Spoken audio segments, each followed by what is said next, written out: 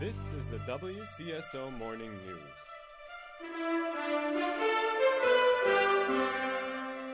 Good morning, and welcome to our 6th morning of tour here in the WCSO Newscast. I'm Eric Wielander, and this is your news for Thursday, March 12, 2009. Today we will play at Cypress Lake High School, before heading to the beach at Sanibel Island. After that, we will hightail it out of Florida and spend the night in Valdosta, Georgia.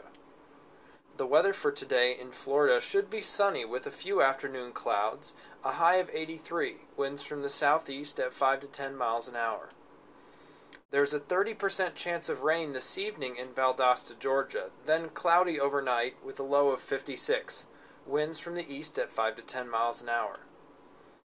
Looking ahead, the weather in Birmingham for Friday has an 80% chance of rain with a high of 57 and a low of 50.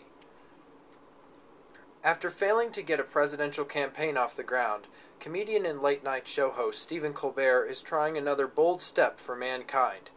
He's convinced his many fans will write his name in NASA's online public vote to name a new added room in the International Space Station. Instead, NASA has suggested names like Serenity, Legacy, Earthrise, or Venture, but based on the vote count mid-Tuesday, Colbert might end up winning.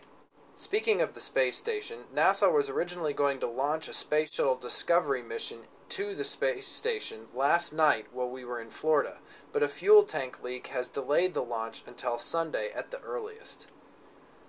Apple unveiled a new version of their iPod Shuffle yesterday. The new model is significantly smaller than a AA battery. In order to compensate for the lack of a screen on the Shuffle line, the new version can speak the name of the song playing. It has 4 gigabytes of storage, which Apple claims should store 1,000 songs. The device retails for $79 and comes in gray and black. Tough times aren't just hitting the middle class. Forbes.com reported that the world's billionaires have gotten poorer. The net worth of the average billionaire has dropped 23% from a year ago to $3 billion. Bill Gates lost $18 billion of his personal fortune during 2008. Most of us string players are mature enough to realize that brass players are really just full of hot air.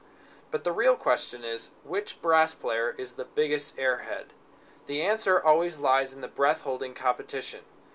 Let's look at the footage from the final round of the Hold Your Breath competition last night at the pool between Nate Kruger and Brian Jennings.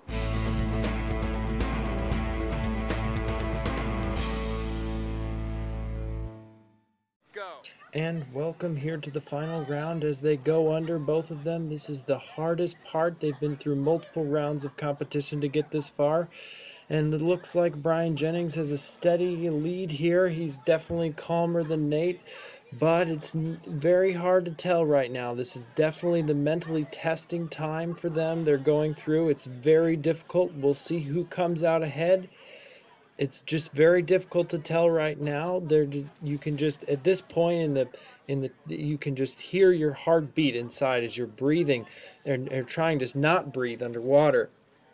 And it looks like it's still a tie. Oh, Nate's moving a little. Oh, and Brian comes up. Oh, and Brian comes up. Let's look in slow motion again there.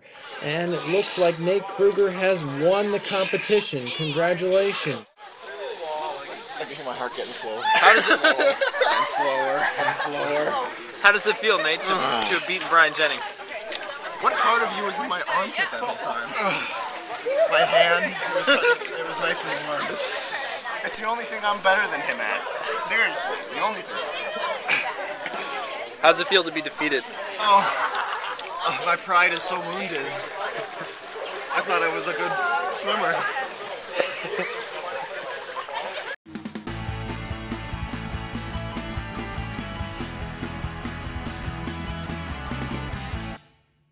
That's all for today. Thanks for tuning in this morning, and until next time, stay classy, Wheaton College. What needs to happen?